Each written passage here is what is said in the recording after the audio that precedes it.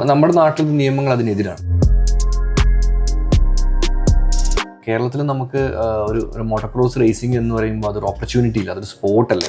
Accidentally ഒരു influencer ആയ ഒരു വ്യക്തി, ഞാനൊരിക്കലും ഇൻറ്റൻഷ്യലി ഇപ്പോഴും പലരും ഇൻഫ്ലുവൻസർ ആവണം എന്ന ഒരു ഇൻറ്റൻഷൻ വെച്ചുകൊണ്ടാണ് കണ്ടന്റ്സ് ക്രിയേറ്റ് ചെയ്യുന്നത്. അഫ്കോഴ്സ് 2023 നടന്ന് നമ്മുടെ കേസുമായി ബന്ധപ്പെട്ട കാര്യങ്ങൾ ശരിക്കും അല്ല, ഇത് ആക്ച്വലി നമുക്ക് ഓപ്പോസിറ്റ് ഒരു ഗ്രൂപ്പായിട്ട് തന്നെ നമുക്കൊരു അറ്റാക്ക് പോലെ നമുക്ക് ഫീൽ ആയത്. കാരണം ഒരു കേസ് വരുന്നു, എൻ്റെ ആദ്യ ഭാര്യയുടെ ഭാഗത്തു നിന്ന് ഒരു പോക്സോ കേസ് അലിഗേഷൻ വന്നിരുന്നു, അത് വരുന്നു. അപ്പോൾ അതിൻ്റെ ചുവട് പിടിച്ചുകൊണ്ടുള്ള ക്യാമ്പയിൻസ് വരുന്നു. ഒന്നുമില്ലാതെ വട്ടപൂജ്യമായിട്ട് നിന്ന ഒരു ഷാക്കിർ എന്നുള്ളൊരു വ്യക്തി, ആ ഒരു വ്യക്തിയെ മല്ലു ട്രാവലർ എന്ന ഒരു വ്യക്തിയാക്കി അവൻ്റെ ജീവിതത്തിൽ ഇത്രയും നേട്ടങ്ങൾ കിട്ടാൻ വേണ്ടി സഹായിച്ചത് ഈ പറഞ്ഞ സോഷ്യൽ മീഡിയ ആണ്. ഫാമിലി ആയിട്ട് ഞങ്ങൾക്ക് ശരിക്കും നല്ല രീതിയിൽ എഫക്റ്റ് ആയിട്ടുണ്ട്. ഇപ്പോൾ റിയൽ ലൈഫിലും സോഷ്യൽ മീഡിയയിലുള്ള പ്രശ്നങ്ങളുടെ ഏറ്റവും ഡിഫറൻസ് എന്ന് വെച്ചാൽ, റിയൽ ലൈഫിൽ നമുക്കൊരു തല്ലിട്ടി കഴിഞ്ഞാൽ നമുക്ക് കുറേ കാലം അത് ഓർമ്മയുണ്ടാവും. സോഷ്യൽ മീഡിയ എന്നുള്ളത് ഒരു തല്ലിട്ടി കഴിഞ്ഞാൽ ഒരു ദിവസം അടുത്ത അവനെ തല്ലുമ്പോൾ അതിലേക്ക് ആൾക്കാർ പോകും. ഇപ്പം നിലവിൽ നമ്മുടെ നാട്ടിൽ ഏറ്റവും കൂടുതൽ ജനങ്ങളെ തമ്മിലടിപ്പിക്കാൻ പറ്റുന്ന ഒരു കണ്ടന്റ് എന്ന റിലീജനാണ്. നമ്മുടെ നാട്ടുകാർക്ക് ഇപ്പം കോമാളികൾ ആവശ്യം. ഇപ്പം ഞങ്ങളൊക്കെ ഫോളോവേഴ്സ് കൂട്ടിയതും ഞങ്ങളൊക്കെ റീച്ചിലേക്ക് വന്നതും ഇൻഫ്ലുവൻസസ് ആയതും ഞങ്ങൾക്ക് ഹാർഡ് വർക്ക് ചെയ്തിട്ടാണ്. പക്ഷെ ഇപ്പം അങ്ങനെയല്ല. ഇപ്പോഴത്തെ ജനങ്ങൾക്ക് എപ്പോഴും കോമാളികളാണ് ആവശ്യം.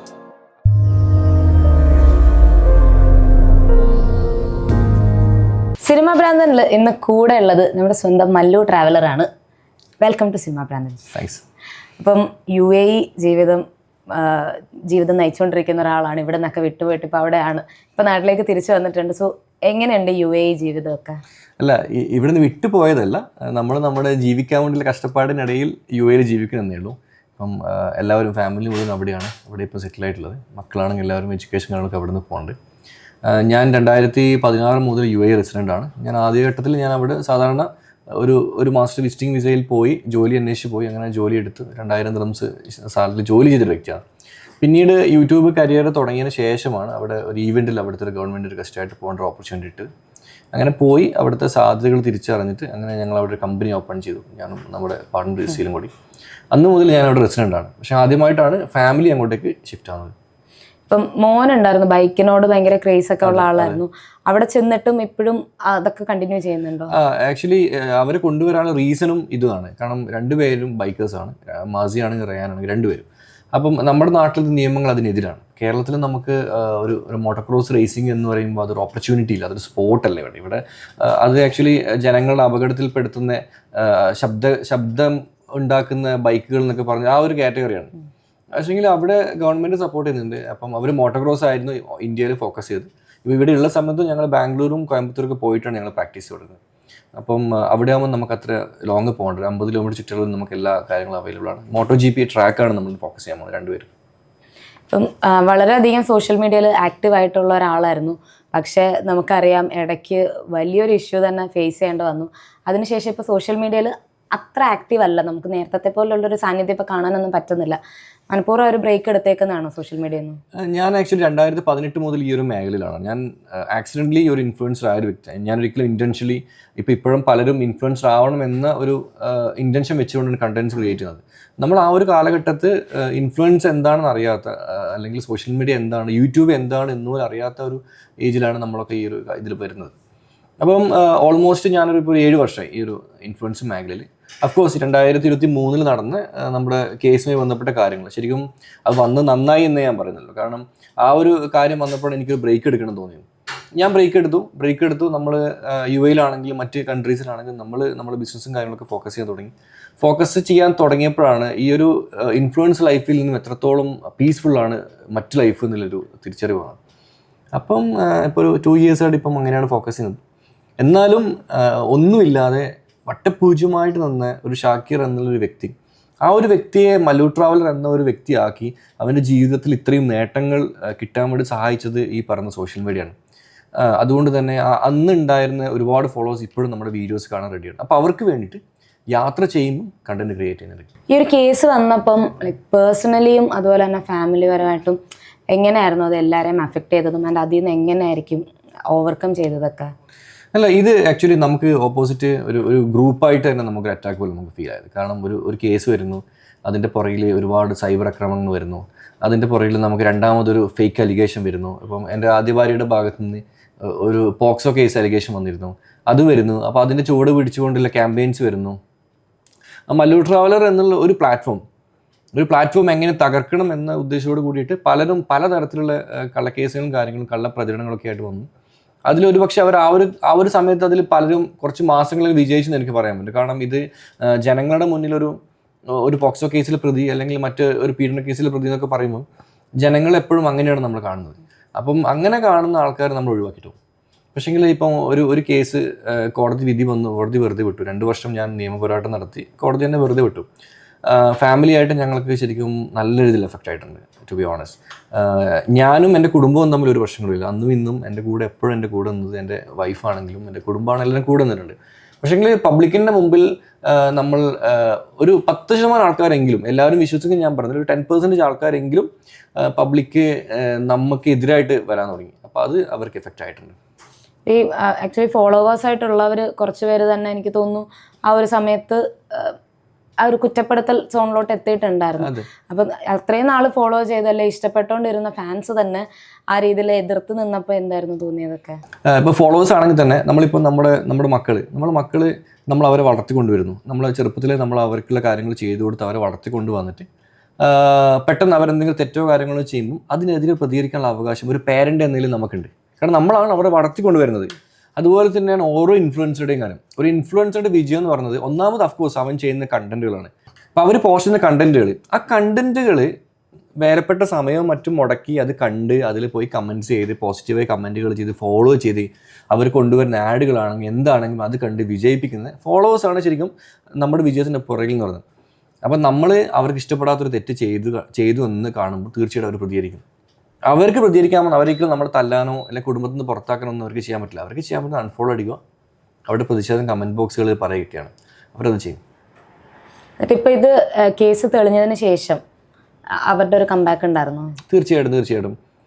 പിന്നെ 2 വർഷമായില്ലേ, ആൾക്കാർക്ക് ആ ഒരു പെട്ടെന്നുള്ള ദേഷ്യത്തിൽ ഏത് പ്രശ്നമാണ് സോഷ്യൽ മീഡിയയിലുള്ള ഇപ്പോൾ റിയൽ ലൈഫിലും സോഷ്യൽ മീഡിയയിലുള്ള പ്രശ്നങ്ങളുടെ ഏറ്റവും ഒരു ഡിഫറൻസ് എന്ന് വെച്ചാൽ റിയൽ ലൈഫിൽ നമുക്കൊരു തല്ലിട്ടി കഴിഞ്ഞാൽ നമുക്ക് കുറേ കാലം അത് ഓർമ്മയുണ്ടാവും. പക്ഷേ സോഷ്യൽ മീഡിയ എന്നുള്ളത് ഒരു തല്ലിട്ടി കഴിഞ്ഞാൽ ഒരു ദിവസം അടുത്ത അവനെ തല്ലുമ്പോൾ അതിലേക്ക് ആൾക്കാർ പോകും. എവറി ഡേ സോഷ്യൽ മീഡിയയിൽ നമുക്ക് ഒരുപാട് പ്രശ്നങ്ങളുണ്ട്. അപ്പോൾ ഒരു പ്രോബ്ലത്തിൽ ആൾക്കാർ സ്റ്റിക്ക് ചെയ്യില്ല. ഇപ്പോൾ എൻ്റെ കാര്യം എനിക്കൊന്ന് പലരും മറന്നു. ഒരു പക്ഷേ ഈ ഒരു വീഡിയോ കാണുമ്പോഴേക്കും ഇവനിക്ക് ഇങ്ങനൊരു പ്രശ്നം ഉണ്ടായിരുന്നില്ല എന്നറിയുന്നത്. അപ്പം അവരൊക്കെ അത് മറന്നു. അഫ്കോഴ്സ് ഞാൻ പിന്നീട് ട്രാവൽ വ്ലോഗ് സ്റ്റാർട്ട് ചെയ്തപ്പോൾ നമുക്ക് നമ്മുടെ ഫോളോവേഴ്സ് നമ്മുടെ കൂടെയുണ്ട്. ഇൻസ്റ്റാഗ്രാമിലാണെങ്കിലും മറ്റു പ്ലാറ്റ്ഫോംസിൽ നമ്മുടെ കൂടെയുണ്ട്. പക്ഷെ ഞാൻ വലിയൊരു പാഠം പഠിച്ചു. ആ പാഠത്തിൽ നിന്നും എന്താ പറയുക ഉൾക്കൊണ്ടുകൊണ്ട് ഇപ്പം ജീവിച്ചു പോകുന്നുണ്ട്. ഇതിൽ നിന്ന് ശരിക്കും നമുക്ക് ഒരു വലിയ പ്രശ്നത്തിലായിരിക്കുമല്ലോ, എത്ര പേരെ കൂടെ നിർത്താം, ആരെയൊക്കെ വിശ്വസിക്കാമെന്നൊക്കെ. അങ്ങനെ ഇപ്പം ഫോളോവേഴ്സിനെ മാറ്റി നിർത്തി കഴിഞ്ഞാൽ ലൈഫിൽ കൂടെ ഉള്ള ആരെങ്കിലും ഉണ്ടായിരുന്നു ആ സമയത്ത് ഇങ്ങനെ തള്ളി പറഞ്ഞത്? ഇല്ല. ടു ബി ഓണസ്റ്റ് നല്ല ചോദ്യം അത്. കാരണം എല്ലാവരും മനസ്സിലാക്കേണ്ട ഒരു ക്വസ്റ്റ്യൻ ആണ്. നമ്മളെ ഒരു ഇൻഫ്ലുവൻസറാണ്, നമ്മളൊരു സിംഗറാണ്, നമ്മൾ മറ്റു പലരും ഒക്കെ ആണെങ്കിലും നമുക്ക് സ്കിൽഡാണ്, നമ്മൾ പബ്ലിക് ഫിഗർ ആണെങ്കിൽ തീർച്ചയായിട്ടും ഒരുപാട് പേര് നമ്മുടെ അടുത്തും എസ്പെഷ്യലി ബിസിനസ്മാൻമാർ, നമ്മുടെ നാട്ടിൽ കച്ചവടക്കാരൊക്കെ ആയിട്ട് വരുന്ന ഒരുപാട് ബിസിനസ് ആൾക്കാരുണ്ട്. കാരണം അവരുടെ പോക്കറ്റിൽ പണമുണ്ട്, പക്ഷേങ്കിൽ അവർക്കത് കാണിക്കാൻ ഓപ്ഷനില്ല. അവർക്കത് കാണിക്കാനുള്ള ഓപ്ഷനായിട്ട് അവർ പലപ്പോഴും ഇൻഫ്ലുവൻസേഴ്സിന് ഉപയോഗിക്കും. അവരുടെ എന്തെങ്കിലും ഒരു വണ്ടി റിവ്യൂ ചെയ്യാൻ വിളിക്കും, അവർ വീട്ടിലേക്ക് ക്ഷണിക്കും, അതല്ലെങ്കിൽ അവരുടെ കൂടെ പോകാനൊക്കെ ക്ഷണിക്കും. അപ്പം നമ്മൾ എന്താ കാര്യം എന്ന് വെച്ചാൽ നമ്മൾ റിയൽ ലൈഫിൽ നമ്മൾ ഇഷ്ടപ്പെട്ട് വരുന്ന ആൾക്കാരുണ്ടാവും. അപ്പം നമ്മൾ ഫോളോവേഴ്സ് ആണെങ്കിലും അവർ നമ്മളുടെ അടുത്ത് ഒന്നും എക്സ്പെക്ട് ചെയ്ത് വരുന്നത്, അവരോട് നമ്മൾ കാണിക്കുന്ന ആ ഒരു ഇഷ്ടം നമ്മൾ ഇവരോട് കാണിക്കും. ഇവർ നമ്മളുടെ അടുത്ത് കാണിക്കുന്നത് 100-90% ഫേക്ക് ആയിരിക്കും. കാരണം അവരുടെ ഒരു മോട്ടിവേഷൻ എന്ന് പറഞ്ഞാൽ അവർക്ക് ഈ ഇൻഫ്ലുവൻസർ യൂസ് ചെയ്തിട്ട് അവരുടെ എന്താണ് അവരുടെ അസറ്റ് അത് അവർക്ക് പബ്ലിക്കിലേക്ക് റിവീൽ ചെയ്യണം, അല്ലെങ്കിൽ റീച്ച് ഇടണം. മലയാളത്തിൽ പറഞ്ഞ ഒരു പ്രാഞ്ചി ആ ഒരു ഫീൽഡിൽ നമുക്ക് പറയാം, ആ വാക്കിനെ ഉപയോഗിക്കാൻ പറ്റും. പക്ഷേ ഈ വ്യക്തികളൊന്നും ഒരിക്കലും നമുക്കൊരു പ്രശ്നങ്ങളൊന്നും നമ്മുടെ കൂടെ ഉണ്ടാവില്ല. എൻ്റെ ലൈഫിൽ ഓൾമോസ്റ്റ് ഒരു 70-75% ബിസിനസ് കോൺടാക്റ്റുകൾ എൻ്റെ ഈ കേസ് വന്നതോടുകൂടി എൻ്റെ അടുത്തുനിന്ന് പോയിട്ടുണ്ട്, ഓപ്പണായിട്ട് വരാം. പക്ഷേങ്കിൽ ബാക്കിയുള്ള ആൾക്കാർ എൻ്റെ കൂടെ നിന്നിട്ടുണ്ട്. പക്ഷേ റിയൽ ലൈഫിൽ ഞാൻ കണ്ട ഒരു സാധാരണക്കാരായ മനുഷ്യന്മാരാണെങ്കിൽ അതിൽ 99% ആൾക്കാർ ഇപ്പോഴും എൻ്റെ കൂടെയുണ്ട്. There A different. അപ്പോൾ അവരൊരു പക്ഷേ നമ്മൾ ഒഴിവാക്കിയിട്ട് ചിലപ്പോൾ വേറെ ഇൻഫ്ലുവൻസേഴ്സിൻ്റെ പുറകിലായിരിക്കും. അവരെ സംബന്ധിച്ചിടത്തോളം അതാണ് റൈറ്റ്സ്. കാരണം അവർക്ക് വേണ്ടത് ഇതാണ്, ഇങ്ങനെ കുറച്ച് കോൺടാക്ട്സ് അവർക്ക് വേണം. പക്ഷേ പ്രശ്നക്കാരാകുമ്പോൾ ഇവർ ഒഴിവാക്കും. അവർക്ക് പേടിയാണ്, കാരണം ഈ പ്രശ്നത്തിൽ നമ്മളും കൂടി പെടുമോ എന്നുള്ളൊരു പേടി. പക്ഷെ സാധാരണക്കാരാകുമ്പോൾ അവർക്ക് പേടിയില്ല, അവരെപ്പോഴും നമ്മുടെ കൂടെ മരിച്ച് നമ്മുടെ കൂടെ തന്നെ നിൽക്കും. യെസ്. ഇപ്പം ട്രാവലിംഗ് സൈഡിലേക്ക് വന്നു കഴിഞ്ഞാൽ ഇപ്പം ഇനി പ്ലാൻ ചെയ്യുന്നത് ഏത് കൺട്രിയിലേക്കായിരിക്കും? ഞാനിപ്പോൾ ഓൾറെഡി റൈഡിലുള്ളത് ഞാനൊരു 100 കൺട്രിയിലേക്ക് കൂടി ബൈക്ക് ഡ്രൈവ് ചെയ്യണമെന്ന് എൻ്റെ ഒരു ഡ്രീമാണ്. ഞാനത് എൻ്റെ ഗോൾഡ് വിങ് എടുത്തിട്ട് യാത്ര തുടങ്ങി ഇപ്പോൾ 3 മാസമായി. ഇപ്പോൾ ഇവിടുന്ന് നേപ്പാൾ പോയി, അവിടെ നിന്ന് അങ്ങനെ UAE എത്തി, UAE ഡ്രൈവ് ചെയ്തു, ഒമാൻ പോയി, സൗദി പോയി, ബഹ്റൈൻ പോയി, കുവൈറ്റ് പോയി, അവിടെ നിന്ന് ഡ്രൈവ് ചെയ്തു, ഇറാഖിലോട്ട് കയറി, ഇറാഖിൽ നിന്ന് ടർക്കി കയറി, ടർക്കിയിൽ നിന്ന് ജോർജിയ കയറി, അർമേനിയ കയറി. വണ്ടി ഇപ്പം ജോർജിയയിൽ വെച്ചിട്ട് ഞാൻ ബ്രേക്ക് എടുത്തിട്ടുള്ളത്. സോ ഇത് ആക്ച്വലി ഡ്രീം റൈഡ് തന്നെ. It's for me. ഞാൻ ഒരിക്കലും ഇത് വീഡിയോ ചെയ്യാൻ വേണ്ടിയില്ല. കാരണം പണ്ടൊക്കെയാണ് നമ്മൾ ട്രാവൽ ചെയ്യുമ്പോൾ കംപ്ലീറ്റ് പ്രിപ്പയർഡ് ആയിരിക്കും, വ്ളോഗ് ചെയ്യാൻ വേണ്ടി പ്രിപ്പയർ ആയിരിക്കും. നമ്മൾ ഓരോ ദിവസവും നമ്മൾ എവിടെ പോകണം തീരുമാനിച്ചിട്ട് അതിനനുസരിച്ച് ചെയ്യുന്നത്. പക്ഷെ ഇപ്പം അങ്ങനെയല്ല. ഇപ്പോൾ യാത്രകൾ ചെയ്യുന്നത് എനിക്ക് വേണ്ടിയാണ്. അതിൽ നമ്മൾ ഇഷ്ടപ്പെടുന്ന ആൾക്കാർക്ക് വേണ്ടിയിട്ട് കണ്ടന്റ് അപ്ലോഡ് ചെയ്യുന്നേ ഉള്ളൂ. അതും യാത്രയുടെ എക്സ്പെൻസിൻ്റെ 100-1 മാത്രമേ നമുക്ക് അതിലൂടെ വരുമാനം കിട്ടുള്ളൂ. ഫോർ എക്സാമ്പിൾ ഇപ്പം നമുക്കൊരു ട്രിപ്പിന് ഒരു 10 ലക്ഷം ഉണ്ടെങ്കിൽ ഒരു മാസം ചിലപ്പോൾ ആ ട്രാവൽ വീഡിയോസിലൂടെ നമുക്ക് കിട്ടാൻ പോകുന്ന ഏകദേശം 50,000 ബിലോ അത്രയൊക്കെ നമുക്ക് കിട്ടുന്നുള്ളൂ. അപ്പോൾ ഒരിക്കലും നമുക്കൊരു റവന്യൂവിന് വേണ്ടിയിട്ടല്ല ഈ ട്രിപ്പ് ചെയ്യുന്നത്. 2 ഇയേഴ്സ് നമ്മൾ കണ്ടിന്യൂ ആയിട്ടില്ല 2 ഇയേഴ്സ് ബ്രേക്കൊക്കെ എടുത്തിട്ട് എൻജോയ് ചെയ്ത് റൈഡ് ചെയ്യും. ഒരു ഇൻഫ്ലുവൻസർ എന്ന രീതിയിൽ ഇപ്പം ഇൻഫ്ലുവൻസേഴ്സിന് എനിക്ക് തോന്നുന്നത് ഒരുപാട് റെസ്പോൺസിബിലിറ്റീസ് ഉണ്ടെന്നാണ്. ഒരുപാട് പേര് നമ്മളെ കാണുന്നുണ്ട്. അപ്പം ആ രീതിയിൽ എന്തൊക്കെ റെസ്പോൺസിബിലിറ്റീസ് ആയിരിക്കും ഇപ്പോൾ ചോദിച്ചു കഴിഞ്ഞാൽ ഉണ്ടാവുക? ഇൻഫ്ലുവൻസേഴ്സ് എപ്പോഴും ഹോണസ്റ്റ് ആയിരിക്കണം. ഫസ്റ്റ് ഓഫ് ഓൾ അവർ കൊടുക്കുന്ന കണ്ടൻസ് ആണെങ്കിലും അവർ കണ്ടൻസ് ക്രിയേറ്റ് ചെയ്യാം, പലതരത്തിലുള്ള കണ്ടൻസ് ക്രിയേറ്റ് ചെയ്യാം. പക്ഷേ അതൊരിക്കലും ജനങ്ങൾക്ക് ദോഷമാകുന്ന വിധത്തിലാവരുത്. ഇപ്പം നിലവിൽ നമ്മുടെ നാട്ടിൽ ഏറ്റവും കൂടുതൽ ജനങ്ങളെ തമ്മിലടിപ്പിക്കാൻ പറ്റുന്ന ഒരു കണ്ടന്റ് എന്ന് പറയുന്ന റിലീജനാണ്. എനിക്കറിയാം കേരളത്തിലെ പല ട്രാവൽ വ്ളോഗേഴ്സ് അടക്കം പലരും റിലീജൻ യൂസ് ചെയ്തുകൊണ്ട് റീച്ച് ഉണ്ടാക്കുന്നത്. കാരണം കേരളത്തിലെ എന്താ പറയുക, ഒരു മതവിശ്വാസികൾക്കിടയിൽ അവർക്ക് വേണ്ട കുറച്ച് കണ്ടൻസ് ഇട്ടുകൊണ്ട് ഓപ്പോസിറ്റിലെ ആൾക്കാരുടെ മതങ്ങളെ വ്രണപ്പെടുത്തിക്കൊണ്ടുള്ള കാര്യങ്ങൾ പറഞ്ഞുകൊണ്ട് റീച്ച് ഉണ്ടാക്കുന്ന ആൾക്കാരുണ്ട്. അപ്പോൾ അതൊക്കെ ഭയങ്കര മോശമാണ്. പിന്നെ അതുപോലെ തന്നെ അഡൽട്സ് കണ്ടന്റ് ഇപ്പം നമ്മുടെ നാട്ടുകാർക്ക് ഇപ്പം കോമാളികളാണ് ആവശ്യം. പണ്ട് കാലങ്ങളിൽ ഇപ്പം ഞാനാണെങ്കിലും സുജിത്താണെങ്കിലും അല്ലെങ്കിൽ ഇപ്പോൾ ഒരുപാട് ട്രാവൽ വ്ളോഗേഴ്സ് പണ്ടുണ്ടായിരുന്നു. ഇപ്പം ഞങ്ങളൊക്കെ ഫോളോവേഴ്സ് കൂട്ടിയതും ഞങ്ങളൊക്കെ റീച്ചിലേക്ക് വന്നതും ഇൻഫ്ലുവൻസേഴ്സ് ആയതും ഞങ്ങളൊക്കെ ഹാർഡ് വർക്ക് ചെയ്തിട്ടാണ്. ഞങ്ങൾ ഒരുപാട് കൺട്രി പോയി ട്രാവൽ ചെയ്ത് കണ്ടൻറ്റ്സ് എടുത്ത് വളരെ കഷ്ടപ്പെട്ട് വീഡിയോസ് ക്രിയേറ്റ് ചെയ്ത് അത് അപ്ലോഡ് ചെയ്ത് അത് ഇഷ്ടപ്പെട്ടിട്ടാണ് ആൾക്കാർ നമ്മൾ ഫോളോ ചെയ്യുന്നത്. പക്ഷെ ഇപ്പം അങ്ങനെയല്ല. ഇപ്പോഴത്തെ ജനങ്ങൾക്ക് എപ്പോഴും കോമാളികളാണ് ആവശ്യം. അവർക്ക് അവരെക്കാളും താഴെയിൽ നിൽക്കുന്ന, അവർക്ക് ഇങ്ങനെ കമൻറ്റ് ബോക്സിൽ തെറി പറയാൻ പറ്റുന്ന അല്ലെങ്കിൽ പൊട്ടത്തരം കളിക്കുന്ന ആൾക്കാർക്കാണ് ഇപ്പോഴത്തെ ജനങ്ങൾക്ക് ആവശ്യം. ഈ ഒരു കാലഘട്ടത്തിൽ ഒരാൾക്ക് റീച്ച് ആക്കണം എന്ന് വെച്ച് കഴിഞ്ഞാൽ വളരെ ഈസിയാണ്. കഷ്ടപ്പെടേണ്ട ഒരു തരത്തിൽ കഷ്ടപ്പെടില്ല. ഇപ്പം നിങ്ങൾക്ക് തന്നെ ഇപ്പം വേണമെങ്കിൽ റീച്ച് ആവണമെന്നുണ്ടെങ്കിൽ 2 ഫോർമുല ഉപയോഗിച്ച് കഴിഞ്ഞാൽ 2 ദിവസം കൊണ്ട് റീച്ച് ആകാൻ പറ്റും. എന്തൊക്കെയാണ്?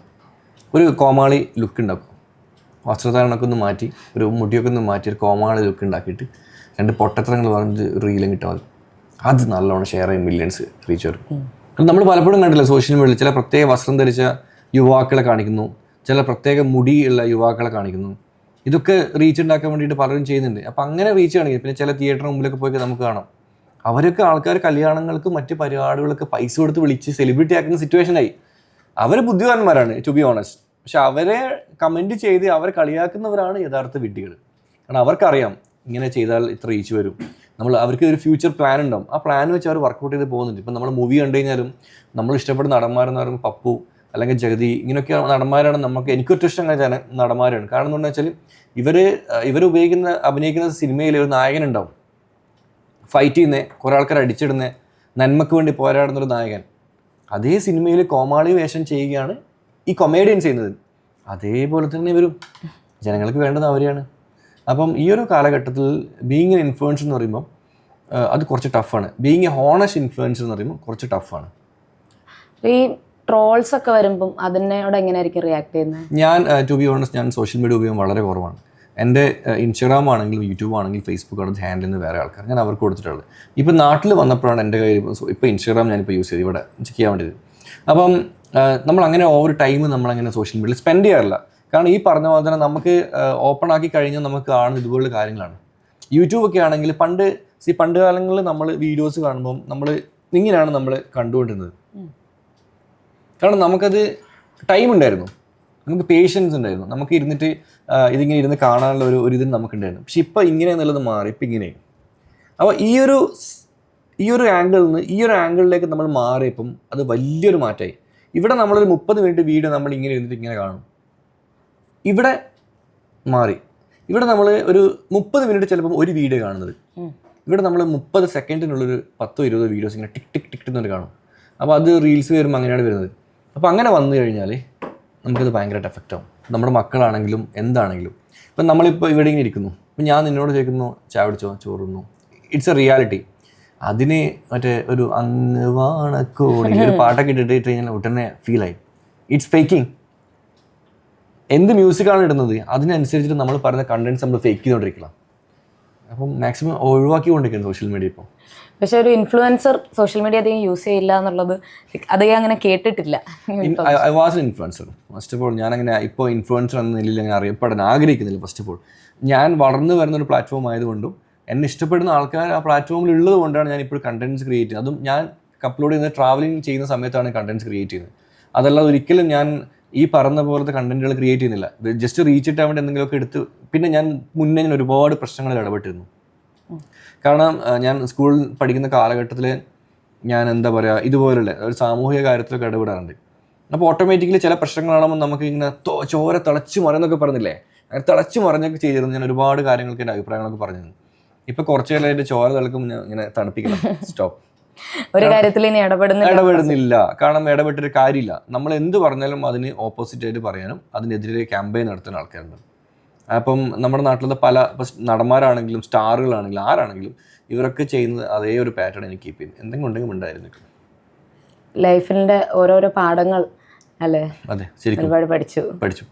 അപ്പോൾ ഇപ്പോൾ ഈ ഇൻഫ്ലുവൻസേഴ്സിൻ്റെ കാര്യം പറഞ്ഞല്ലോ, ഇപ്പോൾ പലരും ഇപ്പോൾ കല്യാണത്തിന് പോകണമെങ്കിൽ പോലും പൈസ മേടിച്ചൊക്കെ പോകുന്നത്. അപ്പോൾ ഇങ്ങനെ ലൈക്ക് ഇവർ സ്വയം പറയുന്നത് അവർ ഇൻഫ്ലുവൻസേഴ്സ് ആണ് എന്നുള്ള രീതിയിലാണ്. പക്ഷെ നമുക്ക് ആസ് ഓഡിയൻസ് നമുക്ക് തോന്നുന്നത് അവർ നെഗറ്റീവ് രീതിയിലാണ് പലരും ഇൻഫ്ലുവൻസ് ചെയ്തുകൊണ്ടിരിക്കുന്നത്. അത് ആഘോഷമാക്കുന്ന കുറേ, ഞാൻ മീഡിയ ആണ് സ്റ്റിൽ ഞാൻ പറയുന്നത്, ആഘോഷമാക്കുന്ന ഒരുപാട് മീഡിയക്കാരുണ്ട്. അങ്ങനെയുള്ളവരുടെയൊക്കെ വീഡിയോസ് കാണുമ്പോൾ എന്തായിരിക്കും തോന്നുന്നത്? ഞാൻ കാണാറില്ല. ഇപ്പം നമ്മൾ ഇപ്പം ഓക്കെ ഫേസ്ബുക്ക് തുറന്ന് എന്താ കാണുന്നത്, ചിലപ്പോൾ ഏതെങ്കിലും ഒരു സ്റ്റാർ മൂവി കാണുമ്പോൾ ഇറങ്ങി വരുന്നത് എങ്ങനെയുണ്ട് ഈ ഒരു സംഭവമാണെന്ന്. ഒരു മീഡിയ പേഴ്സണാൽ നിങ്ങൾക്ക് പറയാൻ പറ്റും ജെന്യൂൻ ആയിട്ട് നിങ്ങൾ ആ വ്യക്തി അവിടെ ഉണ്ട് എന്ന് അറിഞ്ഞിട്ട് പോയതല്ല. ഇവിടെ ഒരുപാട് PR കമ്പനികളുണ്ട്. ഞാൻ ഈ 7 വർഷത്തിനുള്ളിൽ PR എടുത്തിട്ടില്ല, ഇതുവരെയായിട്ട് PR എടുത്തിട്ടില്ല. ഞാനൊരു ഇത്ര ലക്ഷങ്ങൾ കൊടുത്തിട്ട് ഓക്കെ എന്നെ ഒരു മാസത്തേക്ക് എന്നെ ഒരു ദൈവപുത്രനായിട്ട് കാണിക്കണം എന്ന് പറഞ്ഞാൽ കാണിക്കില്ലേ? ഞാൻ എവിടെ പോകുന്നില്ലെങ്കിലും ക്യാമറ നോക്കി ആൾക്കാർ വരില്ലേ? ഞാൻ 5 കൊല്ലം മുമ്പ് ചെയ്യാൻ നല്ലതായിരുന്ന കുത്തിപ്പൊക്കില്ലേ? എല്ലാം ചെയ്യില്ലേ? അതാണ് നടക്കുന്നത്. PR എന്ന് പറഞ്ഞ സാധനം വർക്ക് കൊടുത്തിട്ട് പണ്ടൊക്കെ ഹിന്ദിയിലൊക്കെ നടന്മാരൊക്കെ എയർപോർട്ടിൽ നിന്ന് ഇറങ്ങി വരുമ്പോൾ ഇവർ മീഡിയാസിനൊന്നും മൈൻഡ് ചെയ്യില്ല. എന്നാലും മീഡിയാസൊക്കെ ക്യാമറ നോക്കി പുറകിൽ ഓടുന്നുണ്ടാവും. സെയിം പാറ്റേൺ ഇപ്പോൾ കേരളത്തിലുള്ളത്. അവരും പൈസ കൊടുത്തിട്ട് അവർ മീഡിയാസിനെ കൊണ്ടുവരും, മീഡിയാസ് നിൽക്കും. അപ്പോൾ ഓക്കെ അല്ല വരട്ടെ, ഓക്കെ റെഡി, ക്യാമറ റോളിങ്, ഇറങ്ങിപ്പോകും. അവരെ മൈൻഡാക്കാതെ ഇവരങ്ങ് പോകും. ഇത് കാണുന്ന ആൾക്കാരെന്ന് വിചാരിക്കുന്നത് they are celebrities, they are very big guys, അവർ വരുന്നു, മീഡിയാസ് അവരെ പുറകിലോടുന്നു, പക്ഷെ അവർ മൈൻഡ് ചെയ്യുന്നില്ല. But it's all part of PR. നമ്മുടെ നാട്ടിൽ അതന്നെ നടക്കുന്നത്, ആൾക്കാർക്ക് PR എടുക്കുന്നത്. അപ്പോൾ മാക്സിമം റിയാലിറ്റി എന്താണെന്ന് ഒരു ഇൻഫ്ലുവൻസ് നമുക്കറിയാം. ഒരു കണ്ടന്റ് നമ്മുടെ മുമ്പിൽ വന്നു കഴിഞ്ഞാൽ, ഒരു വീഡിയോസ് വന്നു കഴിഞ്ഞാൽ അതിൻ്റെ റിയാലിറ്റി എന്താണെന്ന് എനിക്ക് തിരിച്ചറിയാൻ പറ്റും. പക്ഷെ അത് സാധാരണക്കാരായ ജനങ്ങൾക്ക് തിരിച്ചറിയാൻ പറ്റില്ല. അതാണ് പ്രശ്നം. ജനങ്ങളെ ഫുള്ളാക്കിക്കൊണ്ടിരിക്കുകയാണ് 100%. ഇപ്പോഴത്തെ വരുന്ന കണ്ടന്റ്സുകളിൽ ഇപ്പം എക്സ്പെഷ്യലി ഫേസ്ബുക്കിൽ നിന്ന് എടുത്തു പറയാൻ കാരണം ഫേസ്ബുക്ക് ഓഡിയൻസ് എൻറ്റയർലി ഡിഫറെൻ്റ് ആണ്. നമ്മൾ ഒരേ കണ്ടന്റ് നമ്മൾ യൂട്യൂബിലും ഇൻസ്റ്റാഗ്രാമിലും ഫേസ്ബുക്കിലും ഇട്ട് കഴിഞ്ഞാൽ 3 സ്ഥലത്തും നമുക്ക് വരുന്ന റെസ്പോൺസ് എൻറ്റയർലി ഡിഫറെൻ്റ് ആണ്. അപ്പോൾ ഫേസ്ബുക്ക് എന്നുള്ള ഒരു കണ്ടന്റാണ് ജനങ്ങളെ വിഡ്ഢിയാക്കാൻ പറ്റുന്ന, ഫുള്ളാക്കാൻ പറ്റുന്ന ഏറ്റവും നല്ലൊരു പ്ലാറ്റ്ഫോം. ഇപ്പോൾ ഈ ട്രാവലിങ്ങിലേക്ക് തന്നെ വന്നു കഴിഞ്ഞാൽ ഒരുപാട് ട്രാവൽ ചെയ്യാൻ ആഗ്രഹിക്കുന്ന ഒരുപാട് പേരുണ്ടല്ലോ. ഇപ്പം ദുബായിലുണ്ടായിരുന്ന ഒരു ജോലി നിർത്തി അവിടെ നിന്ന് ട്രാവലിംഗ് ഒക്കെ സ്റ്റാർട്ട് ചെയ്ത് ആ ഒരു ലൈഫ് ഉണ്ടല്ലോ.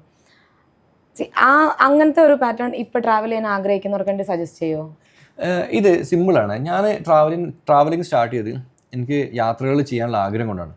പക്ഷേ ഈ ഒരു കറണ്ട് സിറ്റുവേഷനിൽ ആൾക്കാർ ട്രാവൽ ചെയ്യുന്നത് ഷോ ഓഫിന് വേണ്ടിയാണ്, ടു ബി ഓണസ്റ്റ്. അപ്പോൾ അവിടെ സംഭവിക്കുന്ന വെച്ചാൽ എക്സ്പെൻസ് കൂടും. ഒരാളുടെ ലൈഫ് രാവിലെ എഴുന്നേറ്റ് കഴിഞ്ഞാൽ അവർക്ക് എന്ത് ചെയ്യണം, സ്നാപ്പ് ഇടേണ്ടി വരും, സ്റ്റോറീസ് ഇടേണ്ടി വരും. അങ്ങനെ ഇടാൻ വേണ്ടി അവർ ഉപയോഗിക്കുന്ന വസ്തുക്കൾ എക്സ്പെൻസീവ് ആയിരിക്കും, അല്ലെങ്കിൽ താമസിക്കുന്ന ഹോട്ടൽസ് എക്സ്പെൻസീവ് ആവണം. ഇപ്പം പലരും ട്രാവൽ ചെയ്യുമ്പോൾ, ഞാനൊക്കെ ഇപ്പം ദുബൈയിൽ നിന്ന് വന്നു പോകുമ്പോൾ 2 ജോഡി ഡ്രസ്സും 2 പാൻറ്റും എടുത്തുള്ളത്. പലരും ഒരു ട്രിപ്പൊക്കെ പോകുമ്പോൾ ചിലപ്പോൾ 2 സൂട്ട് കേസൊക്കെ എടുത്തു. കാരണം ഫോട്ടോഷൂട്ടിന് വേണ്ടി അവർ ഫോട്ടോഷൂട്ട് ചെയ്യാനായിട്ടാണ് പോകുന്നത്. ഇപ്പോൾ എനിക്ക് എക്സ്പീരിയൻസ് ഉണ്ട്, ബിക്കോസ് റീസെൻ്റ്ലി നമ്മൾ കുറച്ച് ഗ്രൂപ്പുകളെ ചില ട്രിപ്പൊക്കെ അയച്ചപ്പോൾ നമുക്ക് അവരെ ഫീഡ്ബാക്ക് നമുക്ക് അങ്ങനെ വന്നു. അവർക്ക് വേണ്ടത് നല്ല ഫോട്ടോജനിക്കായ പ്ലേസസ് അവർക്ക് വേണ്ട, ഹിസ്റ്റോറിക്കൽ വേണ്ട, അല്ലെങ്കിൽ വേറെ അഡ്വഞ്ചറസ് ആയിട്ടുള്ള കാര്യങ്ങളൊന്നും അവർക്ക് വേണ്ട. ഫോട്ടോ എടുക്കാൻ പറ്റുമോ, ഓക്കെ. ഇനി അഡ്വഞ്ചറസ് ആയിട്ടുള്ള കാര്യങ്ങളാണ്, അവിടെ പോയി 2 ഫോട്ടോ എടുത്ത് ഓക്കെ മതി പോവാം. ഈ ഒരു മെൻറ്റാലിറ്റിയാണ്. കാരണം ഒരു 90% ആൾക്കാരും ട്രാവൽ ചെയ്യുന്നത് ഫോട്ടോഷൂട്ടിന് വേണ്ടിയിട്ടാണ്. അതെടുത്ത് പോസ്റ്റ് ചെയ്യണം, ഞങ്ങൾ ഇത്ര കൺട്രി പോയി എന്ന് കാണിക്കാൻ വേണ്ടിയിട്ടാണ്. അപ്പോൾ അതുകൊണ്ട് തന്നെ എക്സ്പെൻസ് ഒരുപാട് എക്സ്പെൻസ് കൂടും. ഒന്നും അവർക്ക് ജനങ്ങളെ കാണിക്കേണ്ടതുള്ളത് കൊണ്ട് തന്നെ അവർ ഉപയോഗിക്കുന്ന പ്രൊഡക്റ്റുകളാണെങ്കിലും അവരെടുക്കുന്ന പാക്കേജിലാണ്, അവർ താമസിക്കുന്ന ഹോട്ടൽസാണ്, ഇതൊക്കെ കൂടും. അപ്പം നിങ്ങൾ ഷോ എന്നുള്ള സാധനം ഒഴിവാക്കിയിട്ട് നിങ്ങൾക്ക് വേണ്ടി യാത്ര ചെയ്യുകയാണെങ്കിൽ നിങ്ങൾ ഷോ കാണിക്കാൻ വേണ്ടി യാത്ര ചെയ്യുന്നതിൻ്റെ 4-1 ബഡ്ജറ്റിൽ പോയി വരാൻ പറ്റും. റിയൽ ലൈഫ് ജീവിതം അങ്ങനെ തന്നെയാണ്. പക്ഷേങ്കിൽ അത് ഞാൻ പറയുന്നില്ല, ട്രാവൽ ബ്ലോഗർ എന്ന നിലയിൽ ട്രാവലിങ്ങിൻ്റെ കാര്യം മാത്രമാണ് ഞാൻ പറയുന്നത്. യെസ്. അപ്പോൾ എന്തായാലും ഒരുപാട് സന്തോഷം, കാണാൻ പറ്റി, കുറേ സംസാരിക്കാൻ പറ്റി. അപ്പം എന്താ പറയുക, ഒരുപാട് പേർക്ക് റോൾ മോഡൽ ആകാൻ പറ്റിയ രീതിയിലാണ് ഇപ്പം ഈ ഒരു ലൈഫ് ഇപ്പം നോക്കിക്കഴിഞ്ഞാൽ ഒരുപാട് പ്രശ്നം വന്നിട്ട് അതിൽ നിന്ന് തിരിച്ചടിച്ച് തന്നെയാണ് ഇപ്പം ഇരിക്കുന്നത്. ഇപ്പോഴാണ് ശരിക്കും ടു ബി ഓണസ്റ്റ് നല്ലൊരു സമാധാനത്തിൽ നമുക്ക് നമ്മുടെ കാര്യങ്ങൾ, നമുക്ക് ഇഷ്ടമുള്ള കാര്യങ്ങൾ ചെയ്യാമെന്നുള്ളൊരു ഫീലായി ഇപ്പം. കാരണം പണ്ടൊക്കെ ആണെങ്കിൽ നമ്മൾ എന്തെങ്കിലും ചെയ്യുമ്പോൾ നമുക്ക് എല്ലാവരും തൃപ്തിപ്പെടുത്തേണ്ട സിറ്റുവേഷൻ ഉണ്ടായിരുന്നു. കാരണം അറിയാലോ, ഒരു പബ്ലിക് ഫിഗർ എന്ന് പറയുമ്പോൾ തീർച്ചയായിട്ടും പബ്ലിക്കിന് മുമ്പിൽ നമുക്ക് പബ്ലിക്കിന് ഇഷ്ടപ്പെടുന്ന കാര്യങ്ങൾ ചെയ്തിട്ട് നടക്കാൻ പറ്റും. ഇപ്പോൾ അങ്ങനെയല്ല. ഇപ്പം നമ്മളിപ്പം എൻ്റെ ഒരു ആക്ച്വൽ റവന്യൂൻ്റെ ഒരു 10% മാത്രമേ എനിക്ക് സോഷ്യൽ മീഡിയയിൽ നിന്ന് വരുന്നുള്ളൂ. അപ്പോൾ അതുകൊണ്ട് തന്നെ നമുക്ക് ഒരു പബ്ലിക് ഫിഗർ എന്ന ലേബലിൽ നിൽക്കേണ്ട ആവശ്യം വരുന്നില്ല. അപ്പോൾ പക്ഷേ നമ്മൾ ഇഷ്ടപ്പെടുന്ന, നമ്മൾ ഈ നിലയിൽ എത്തിച്ച നമ്മുടെ ഫോളോവേഴ്സിന് വേണ്ടി മാത്രമാണ് ഇപ്പോഴും കണ്ടൻസുകൾ വരുന്നത്. അപ്പോൾ അതുകൊണ്ട് അതിൽ റവന്യൂ നമ്മൾ എക്സ്പെക്ട് ചെയ്യുന്നത്. സോ ജീവിതം സുഖമാണ്. സുഖമായിട്ട് തന്നെ പോട്ടെ, അടിപൊളിയാവട്ടെ. Thank you so much. Thank U.